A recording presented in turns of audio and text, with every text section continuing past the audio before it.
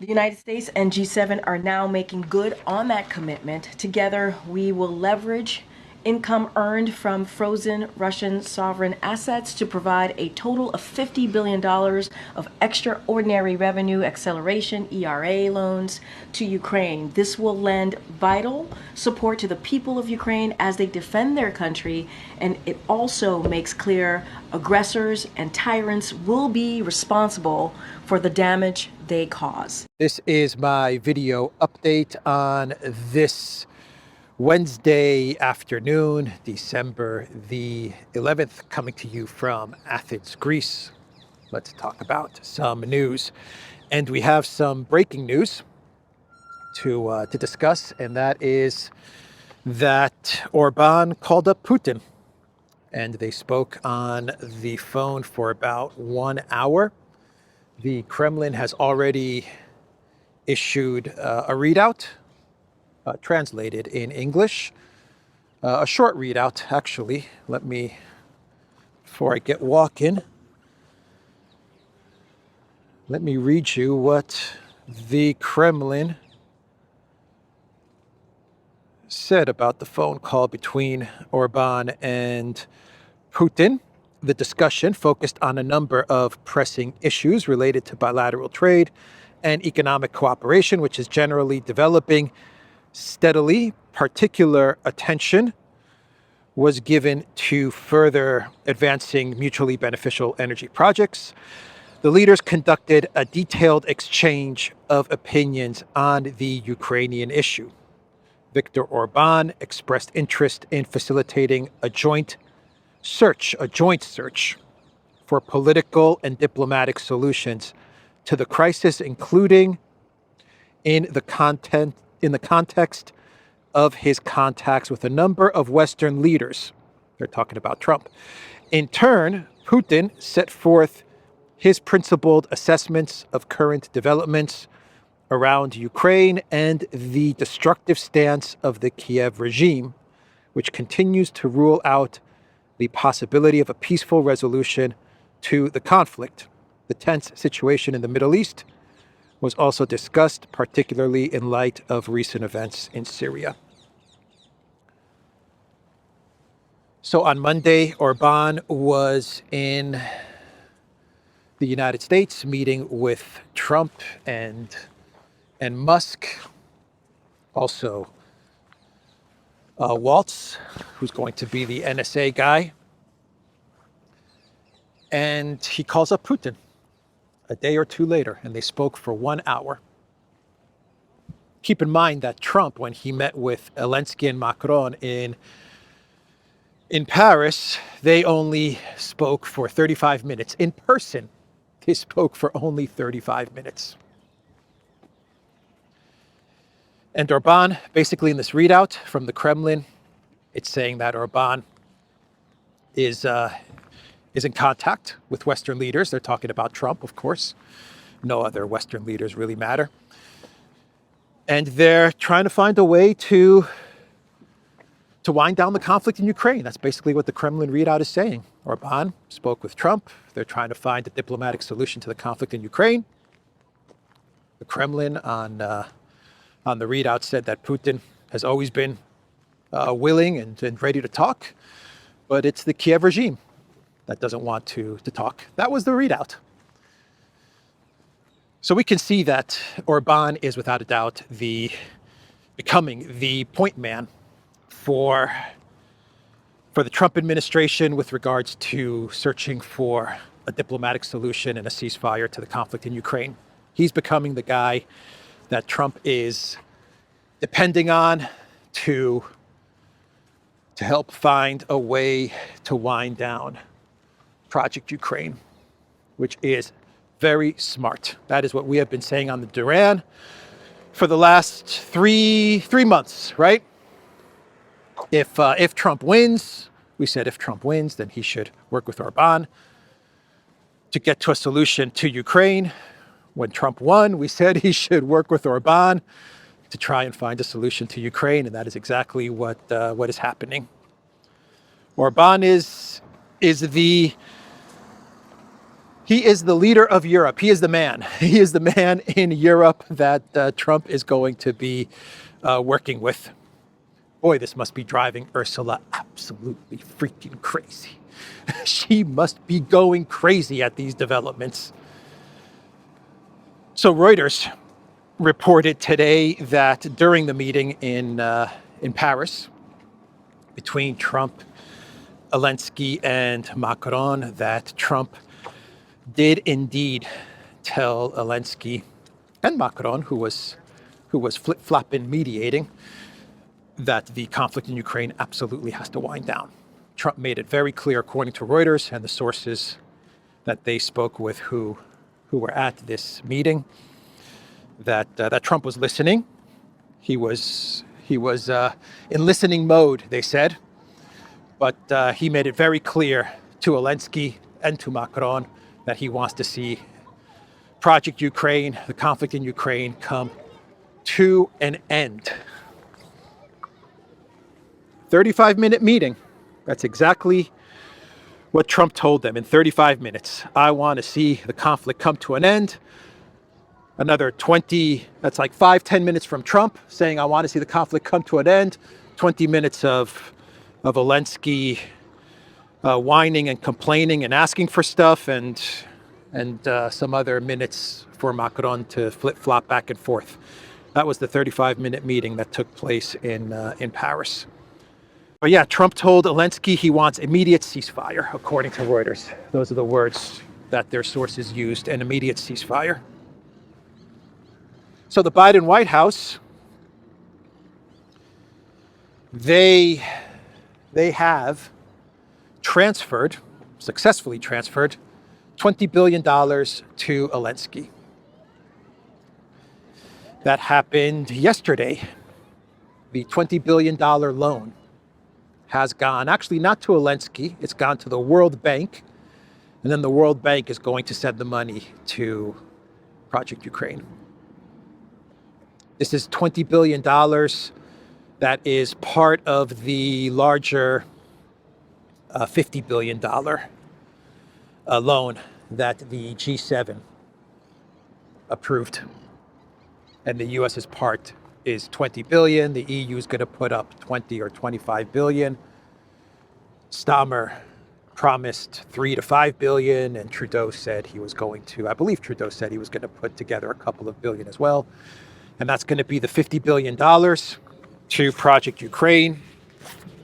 And the money is going to be paid back with the you know what, you know what, let's all say it together, with the interest from the frozen Russian assets. That is what is going to guarantee the loan. That is what is guaranteeing the loan. That is what is going to pay back the $50 billion loan, the interest from the Russian frozen assets, which is about $1.5 to $3 billion a year. That is how much interest the 250 billion or 300 billion, or whatever the amount is, of the Russian frozen assets. That's how much interest it generates over a year, and that is what is going to be used to pay back the loan. So no problem, no problem. The money will be paid back from the interest in Russian stolen money, in Russian frozen, stolen, seized, confiscated funds.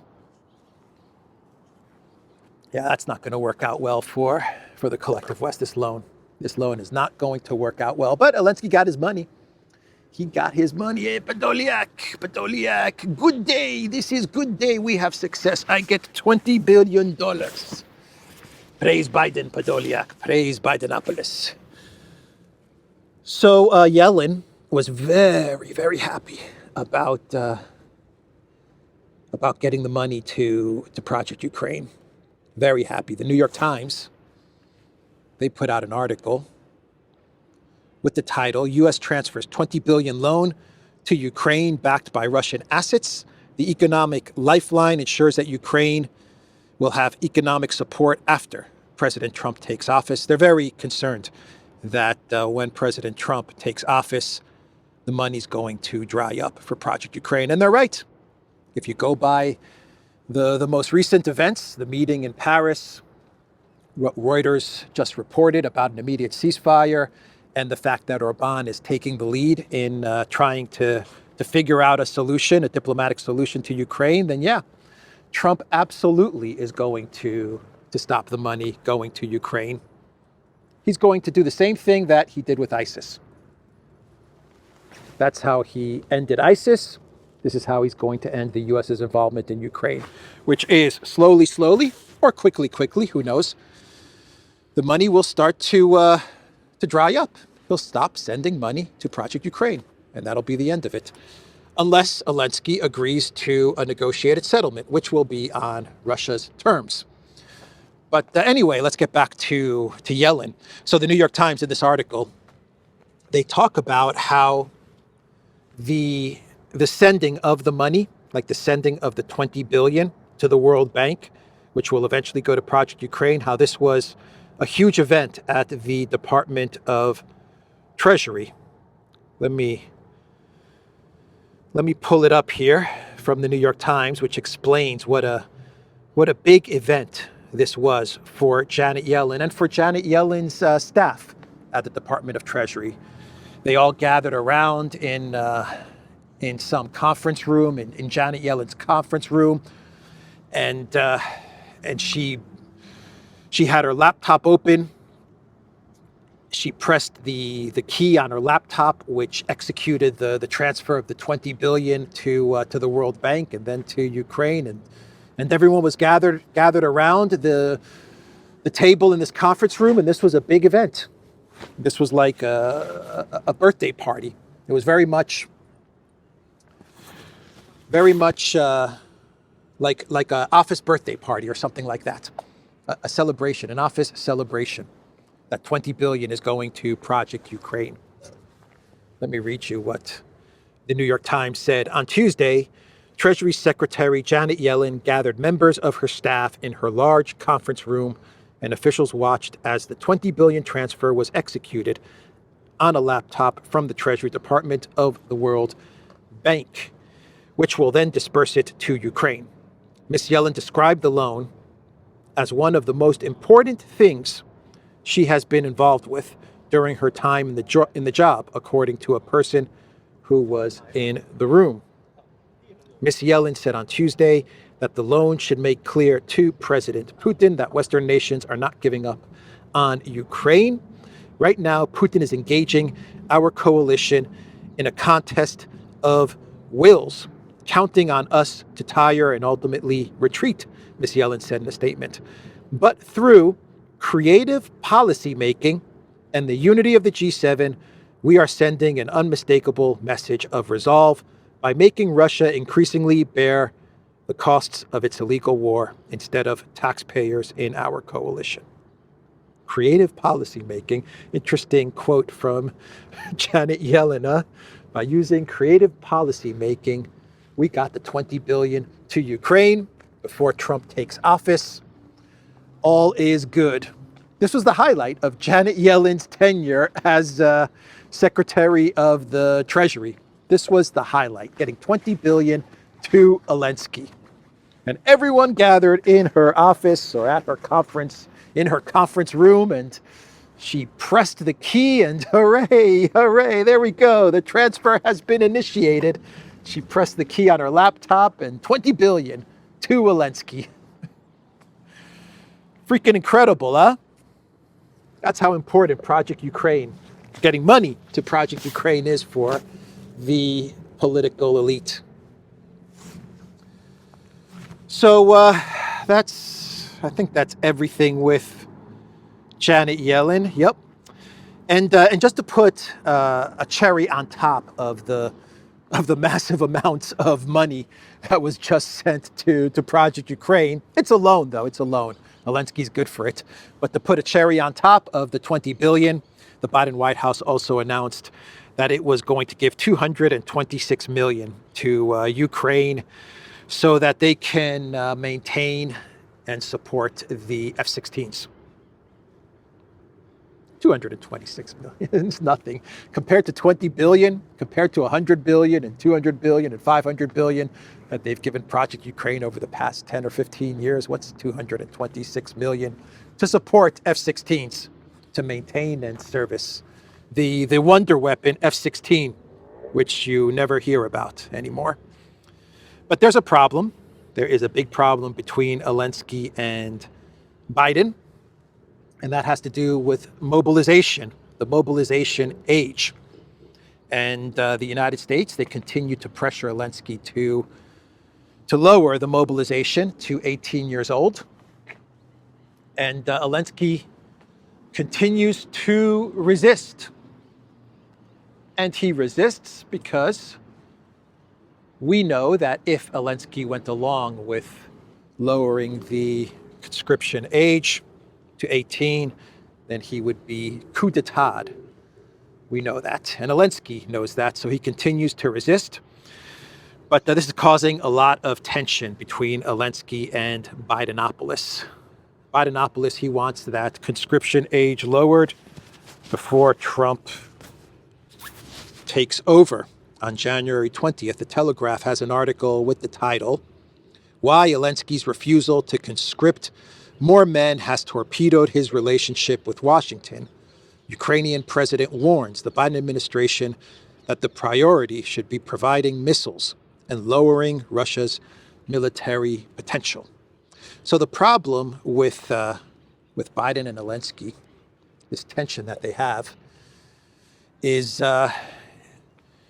because Zelensky not wanting to lower the conscription age because that means he will lose power.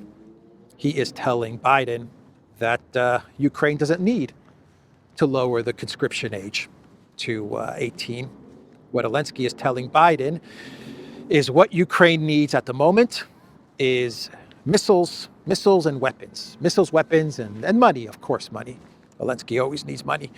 But that's what Zelensky is telling the Biden White House. And so the Biden White House, what they're telling Zelensky is, okay, we'll give you missiles and weapons and money, whatever. We'll give you whatever you want, Zelensky.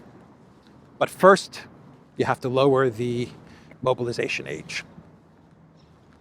First, lower the age, then you'll get everything that you want. And Zelensky is saying, no. Give me everything I want, and there's going to be no lowering of the mobilization age. And this is where they are stuck. And the Biden White House, they want this done. The collective West, they want this done before January 20th. So that's the article from the Telegraph. And the head of Russia's foreign intel service, Narushkin, he came out with a statement the other day, and he was commenting on all of the talk about Western, collective West troops in Ukraine, the 100,000 peacekeepers. The news that Macron is once again considering sending French troops to Odessa. Actually, I believe Macron is traveling to, I want to say Poland, but I could be wrong. He's traveling to a country in the EU, and he is going to discuss both of the countries sending troops to Ukraine. So Macron is back in on the whole troops to Ukraine thing, French troops to Ukraine thing. And Narushkin commented on this. And you know what he said? Bring it on. Bring it on.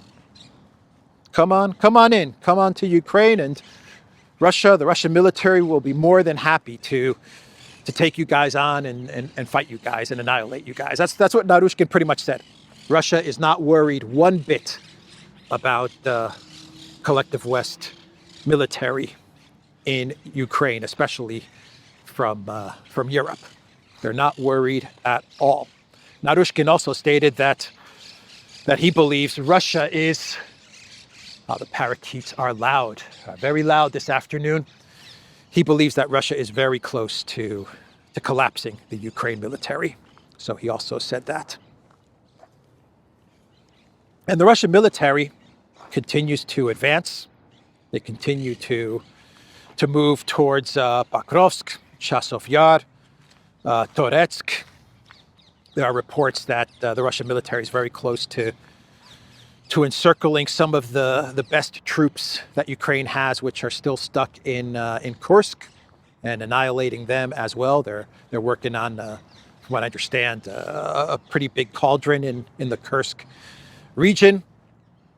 A lot of attention has not been paid on what is happening on the front lines in Ukraine because of everything that has been happening in Syria. But things are getting worse and worse for the Zelensky regime and the Ukraine military. So that's everything with Project Ukraine. I think we can now move on to an update on what is happening in Syria. And there is quite a lot to get to. So we have a new transition government has been put in place, an interim government, and the caretaker prime minister is going to be al-Bashir. I'm not too familiar with al-Bashir, but he is going to be the prime minister for 3 months until March 1st. And then I think the plan is there will be elections and a more permanent government will take over. At least this is the plan on paper. But al-Bashir, he's very much aligned with HTS. He was in opposition to Assad, and he has been a supporter of the opposition and of HTS for many years. He is now he actually had a shadow government in place when Assad was the president of Syria. So now he is the caretaker prime minister. And the Israeli defense minister, Katz, he put out a statement the other day and said that what is happening in Syria right now, Israeli forces closing in on Damascus, the bombings and missile strikes throughout Syria. He said that what Syria is doing, what the IDF is doing in Syria, is that they are creating, and I quote, a sterile defense zone in Syria. That is what Defense Minister Katz said in a statement. Turkey, in the north of Syria, they have the Turkish-backed forces. They have come to an agreement for the time being with the American-backed Kurdish forces, and they've reached a ceasefire for the time being. So we'll see how long that ceasefire will hold. This comes a day after Turkey was threatened with sanctions by Lindsey Graham. So they've reached a ceasefire. And al-Jolani, let me pull up his quote. He was asked to comment, the Al-Qaeda diversity-friendly al-Jolani, Al-Qaeda HTS diversity-friendly Zelensky clone Jolani, was asked to comment on Israel's moves into Syria, and here is what al-Jolani said. Syria will not enter into a new war with Israel. The country is not ready for another war. Our biggest threat was Hezbollah and the Iranian-backed Shia militia in Syria.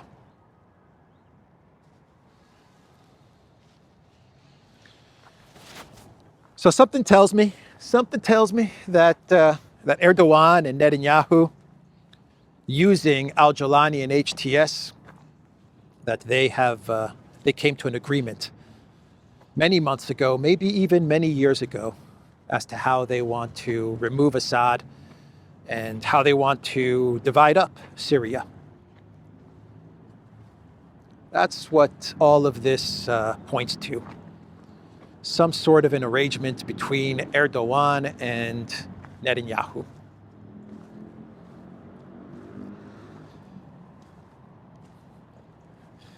So that was Al-Jilani. That was his statement. And Erdogan, man, Erdogan, you know,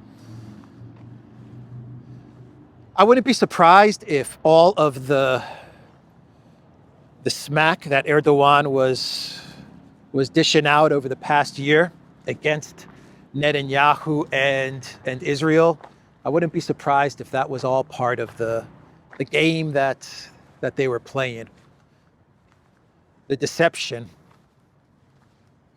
that they were playing, right? Because Erdogan was talking a whole lot of smack over the past year about how Turkey was going to be the champion of the Palestinians and how Turkey was going to sanction Israel and all of these things that Erdogan was saying over the last year. I'll put money on it that was just all part of the plan to fool everybody. To fool everybody into thinking that Turkey and Israel, that Erdogan and Netanyahu are at odds with each other, when in fact they were planning together what to do to Syria and how to split it up. I don't know. That would be my guess. Erdogan, man. Erdogan. All right. So we do have a statement from the Kremlin on Assad. I believe this is the first official statement from Peskov since Assad was granted asylum in Russia. Peskov was asked by journalists on Tuesday if Russia had in any way influenced Assad's decision.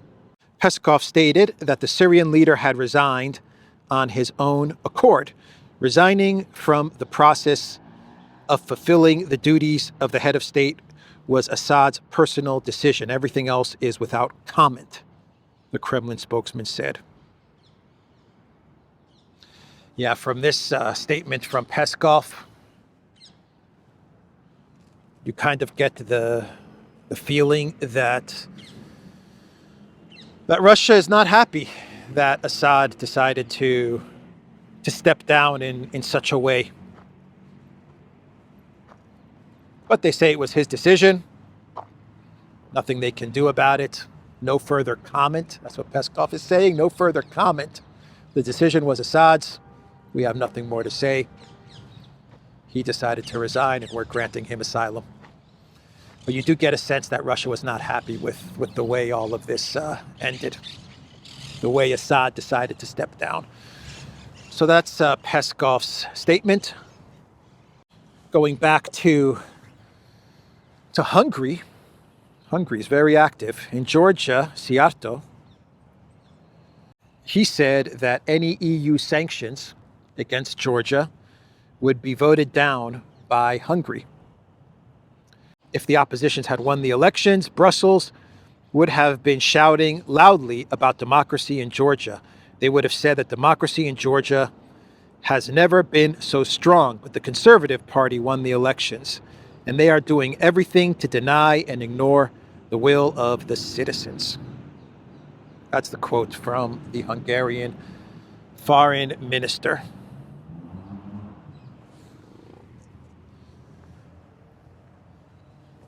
Hungary must be driving the EU crazy. They must be driving Ursula and Kaja Kallas and all of the puppets in Brussels. They must be driving them freaking crazy. Well, Hungary is the opposition in the EU. They are leading the opposition to the EU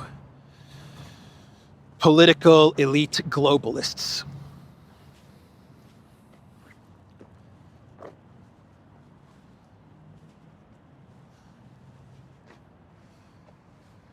So Belarus is going to have elections in January, and we are starting to get some talk about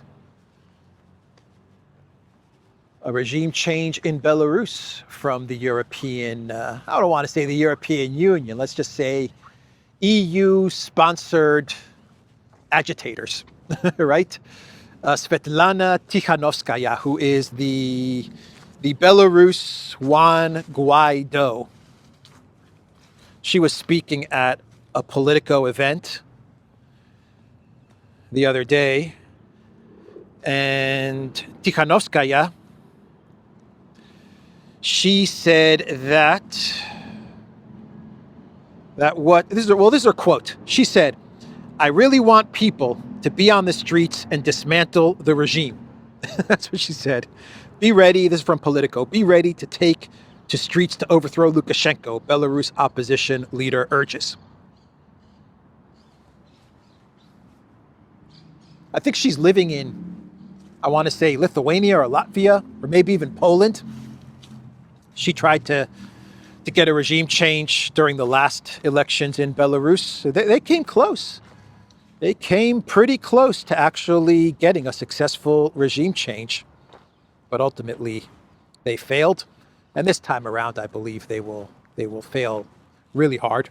I don't think they'll get any traction in trying to regime change Lukashenko during the elections in January. We'll see. We'll see what tricks they have up their sleeves.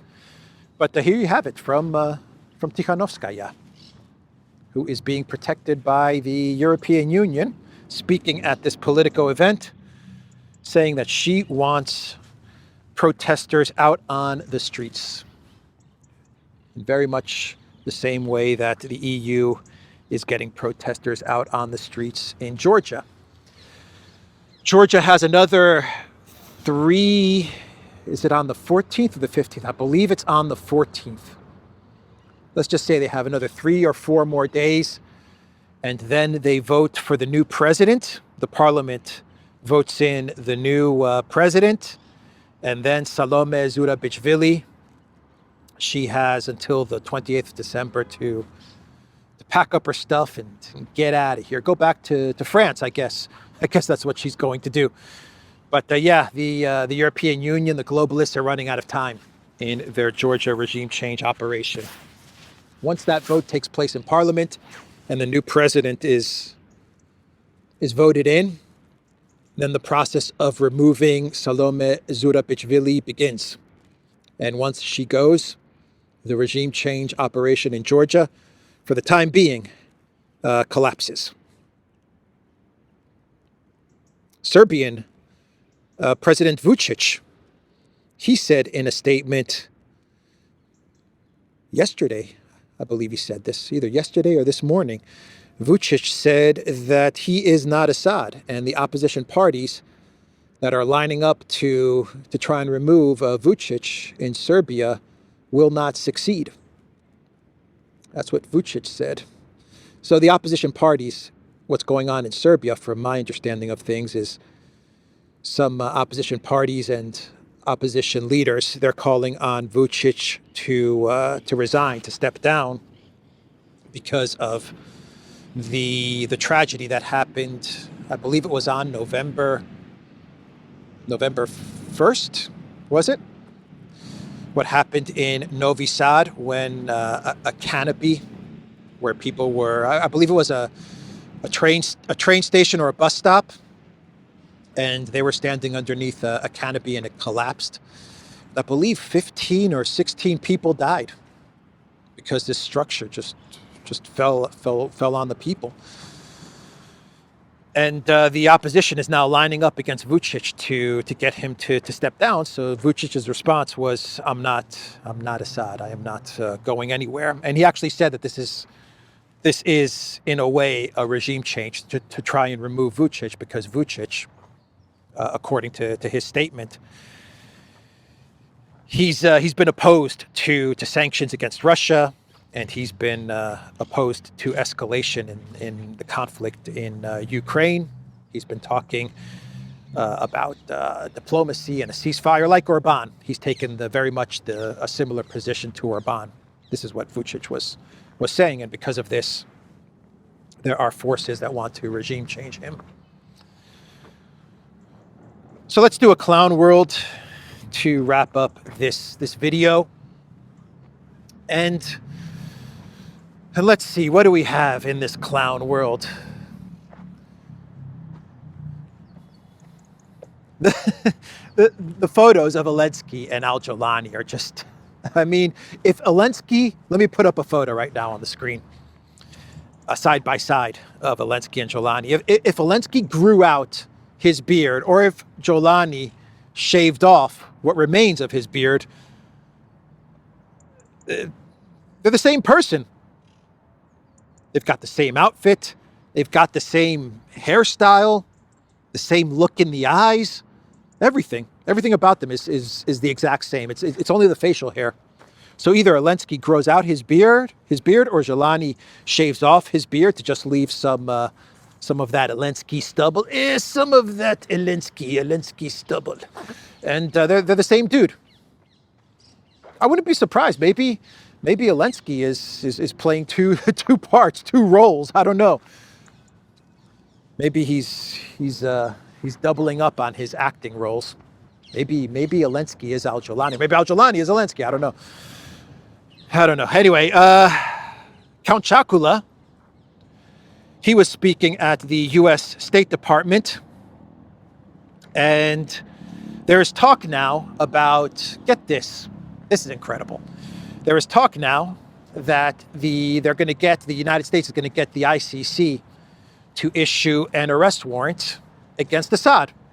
The ICC, Karim Khan. Yeah, they're trying to get Khan to issue an arrest warrant against Assad. And Count Chakula was asked about this. And he actually said that the U.S. State Department now supports the ICC. Absolutely, they support the ICC. They would support the ICC if it issued an arrest warrant for Assad. They're all in on that. And any issues they had with Netanyahu and the arrest warrant against Netanyahu was just jurisdiction stuff, legal jurisdiction stuff that they had with the ICC. That's it. Disagreements, jurisdiction, legal jurisdiction disagreements that they had with the ICC. The president said yesterday that the Assad regime, or Assad himself, should be held accountable. Will you support his application to stand in front of the ICC as a war criminal who committed crimes against humanity? So we support the work of the ICC. I know that obviously we have disagreed with their hold on. I'm gonna let me address it. You support the work of the ICC until they do something about it. So we have had a long. Let me just answer the question. You know what, Matt? Let me answer the question, because I was addressing that before you interrupted me. We obviously have had a jurisdictional dispute with them as it relates to cases against Israel. That is a long-standing jurisdictional dispute. They were laughing at the statement, at the hypocrisy of it all. Yeah. Anyway, that was the statement from the State Department. And finally, we have the Most Powerful People in Europe awards from Politico. And the most powerful person in Europe, according to Politico, is, drum roll, the most powerful person in Europe, according to Politico, is Giorgia Meloni. That's right. Giorgia Meloni has been named the most powerful person in Europe. The number one doer, I don't understand what this category is about, but it's the category of doers. And the number one doer in Europe is Ursula von der Crazy. Yeah, she's doing a lot. She's doing a lot to destroy Europe. Absolutely. I agree with that. I absolutely agree with that. If there's one person that has done a whole lot to destroy Europe, to destroy Ukraine, Ursula, no doubt. No doubt about it. What else? The number two doer. Oh, wow, this is interesting. Right behind Ursula is Vladimir Putin. They call Vladimir Putin the imperialist. He's the number two doer, and they're branding him the imperialist, Putin. The number one disruptor is Friedrich Merz, BlackRock Merz. He's a disruptor, all that BlackRock disruption that's going on with Merz. The number one dreamer according to Politico, is Mark Rutte. He's the number one dreamer. Rutte. They call him the convert. Is that what Politico called him? The convert, yeah. Mark Rutte.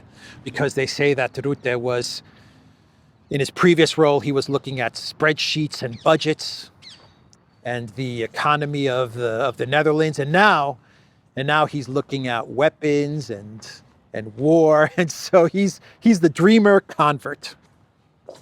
Let's do a couple more. The number 6 challenger